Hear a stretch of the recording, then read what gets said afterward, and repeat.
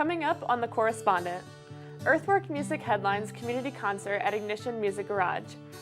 91.1 The Globe takes part in College Radio Day, hosting a live on-air 24-hour broadcast.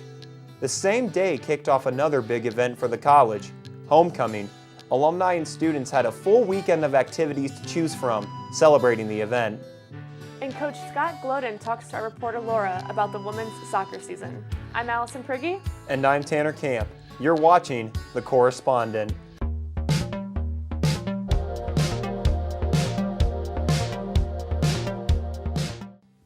Ignition Music Garage welcomes Earthwork music artist Seth Bernard and Friends with the Weather to the stage. The two groups focus on their efforts on environmental advocacy, social justice, creative empowerment, and community building. Let's take a look.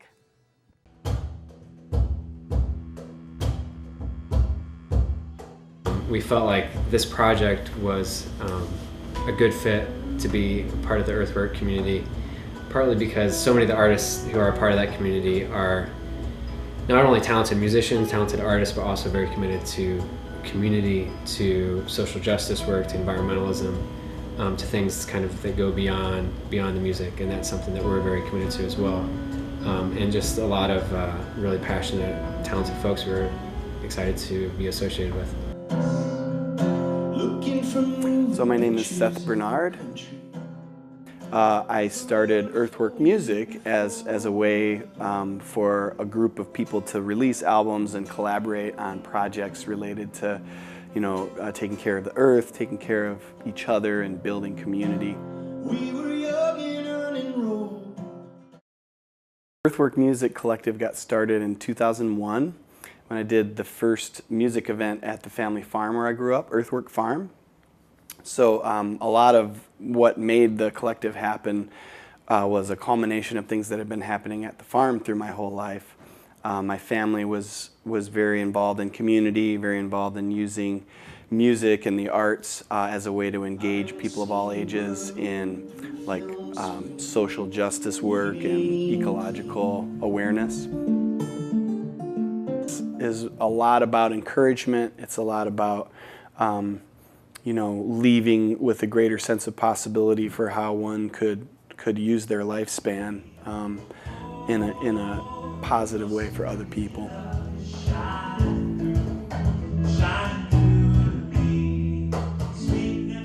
On Friday, October 6th, 91.1 The Globe kicked off the start of College Radio Day.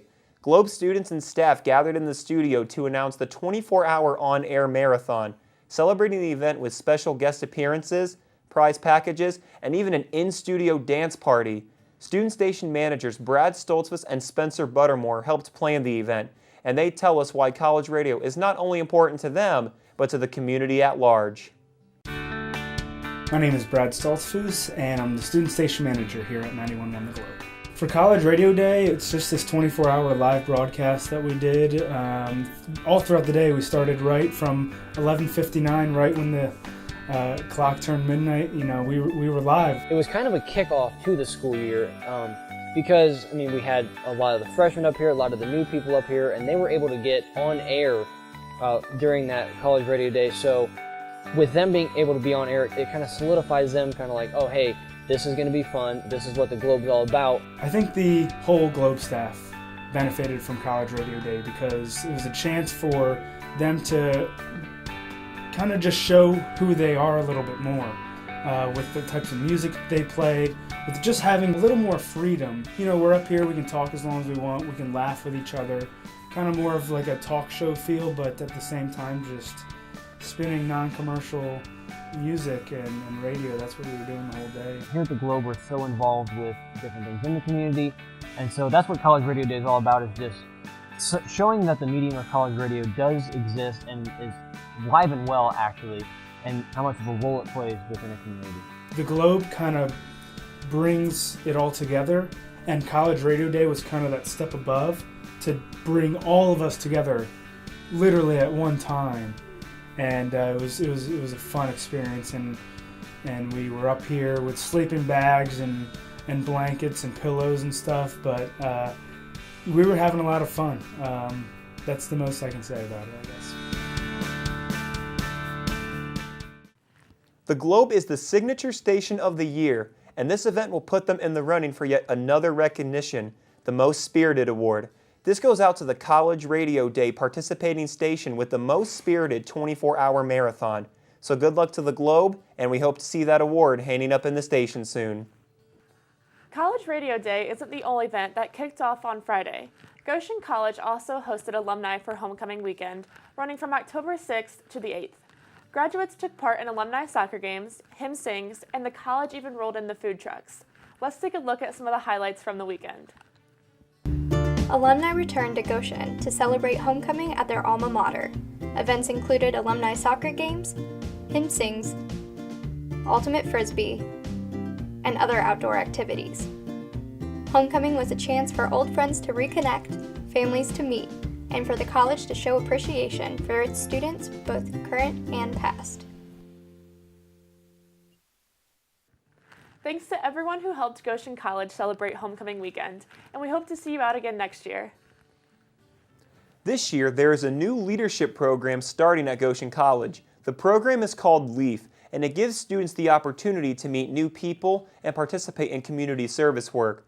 Goshen College's Dr. Mitch Mitchell and Corey Steinke give more on the program. My name is Corey Steinke, and my title is the Associate Director of Community Life, which means that I coordinate all student programs. And with the LEAF program, I oversee with Dr. Mitch. I am Dr. Mitch. I work in Academic Success Center, do academic counseling, teach a couple classes here, and teach ICC, which is Inclusion, Culture, and Community. So LEAF is a leadership program that's rolling out this year. And LEAF stands for Leadership, Engagement, Authorship, and Future. Many college campuses across the U.S. have started to kind of focus and hone their skills on leadership development. And I think it's great that Goshen's kind of taking on this initiative. So the hope with this is that we are preparing students to be student leaders and helping to elevate the students who have the leadership potential, so by the time that they graduate, have a good culmination of the soft skills: critical thinking, problem solving, conflict mediation and management, confrontation, in just basic good interview skills, things like that. I think it benefits them individually or personally first to learn who you are, learn your leadership skills and things that you're good at and things that you're not that good at. It gives you opportunity to develop some of those deficiencies and perfect some of those things that you are proficient at. And then naturally you apply them first here. For me, and I mean the reason why I do what I do and work with groups like CAC and Student Senate, student organizations, is because I myself had a really great college experience, and I want other students to have that same experience. Sometimes we pay too much emphasis and focus on the academic aspects of higher education, but I look at the social aspects of higher education, and my passion is to build indelible moments and indelible marks upon our students. And you think about it, you may not remember the test you took, but you may remember some great experience that you had. And we have an opportunity to build these experiences, lifelong, lasting memories for students. To have an opportunity to encourage and engage students to be leaders and to make of their college experience outside of the classroom of what they want it to be. Like, that's just the heart and soul of my job and why I do what I do. This is something that actually will go on your degree, so you actually can say, hey, well, how are you a leader? Sometimes in the interview question, they say, why would we pick you? They say, well, I display leadership skills, quality, and competencies. And you can pinpoint certain things that you've done, they display that. So I think it's great. You're starting to establish your leadership here. And I think that, to piggyback on what Corey said, soft skills are important. You know, you may have the hard skills and the technical skills to get you in the window. The soft skills have help you actually move up the echelon in your job. If you have any interest in becoming a part of the LEAF program, you can contact Dr. Mitch Mitchell or Corey Steinke. Switching over to core sports, our reporter Laura Hoover met with women's soccer coach Scott Gloden to get some perspective on the season. Let's check it out and see what he had to say. Here for Maple Leaf Athletics, I'm Laura Hoover alongside Scott Gloden, the head coach for the women's soccer team. Nice to see you out here today. Thank you for accepting this interview. It's going to be fantastic. Starting things off, looking at just a little bit of background. What got you started in soccer? I mean, you played for, I'm assuming, for a lot of years, and now you're head coach at Goshen. Just kind of run through that. So I started playing soccer when I was really little, just kind of, typical youth soccer. Then as I got a little bit older, between 12 and 14, just before high school, started to get into the more competitive side of club soccer. Played high school, continued to play club soccer through my high school years, and then got some interest from a few colleges to go play college soccer.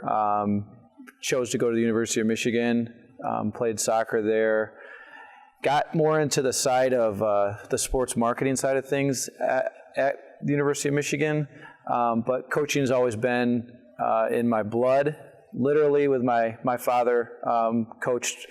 I can always remember him coaching as I grew up.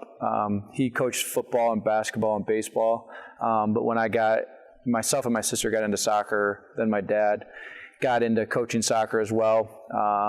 So just was a natural fit to coach youth soccer with my dad, some other clubs in the Ann Arbor area. And then I just got into had daily interactions with college coaches, and I just said, that's what I want to do. And that's basically how I got into college coaching.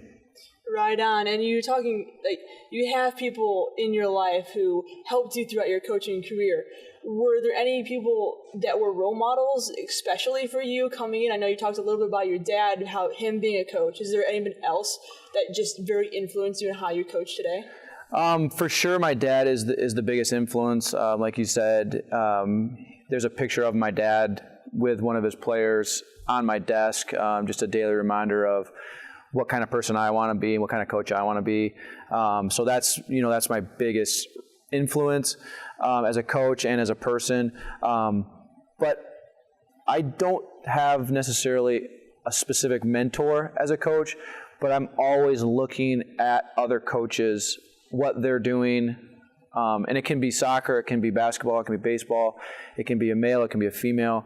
I'm just looking at other coaches and I want to see what they're doing, how they interact with their players, and I try to draw from them. I even tell people when I go do education courses for youth soccer, young coaches that are just coming up, I always tell them that I'm learning from you just as much as you're learning from me. And that's a big philosophy of mine, is that I'm always learning to be a better coach, no matter how experienced I am. Well, actually talking a little bit more about your philosophy, what has influenced you, as your experience influenced you in your philosophy of coaching coming here to Goshen? One of the big things is, as far as like an overall philosophy, is I want to be continually learning. I want to be able to have my players continually learn. I want them to be able to make decisions on the field. I'm not someone that's telling players this is what you have to do. In the game of soccer, I don't believe that works. So I want the players to feel free to make decisions. As a coach, I'm trying to be very helpful to them so that they can make the right decisions. But sometimes they see things on the field that I don't see, and they'll make a decision that maybe I wouldn't make, but I'm sitting on the bench and they're on the field. So that's something that I'm really trying to ingrain in the team, is that they have to go out there and make decisions. And then right along with that is, can you make the best decision for the team? Sometimes you need to take yourself out of the equation and say, what's the right thing for the team to do? And that should be influencing you. And so the team concept is something that's just huge for me. As part of my philosophy is, right after, can you make individual decisions on your own? Are you making those decisions for the betterment of the team? Right on. And then also taking a little bit closer to home about here at Goshen College, especially here, has there anything like an experience, like one moment or anything like that has really helped impact how you change your mind about going into your teammates here?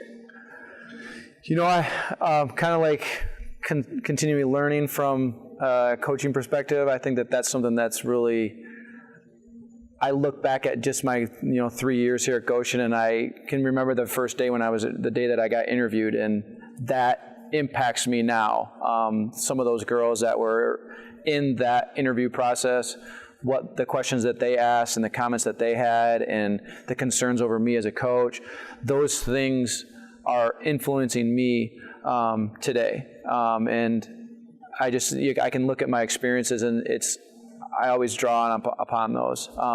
Something specific, soccer-wise, just last year to see the achievement of making it into the conference tournament that the group had, and just how happy they were, and how proud they were of just that achievement, really drives me so that we can continue to have those types of accomplishments, because you can just see it in the girls' faces when they do it, how powerful it is. It really is. And anything else that you'd like to add as we start wrapping up this interview here? No, I mean, come out and watch us play and support the Maple Leafs.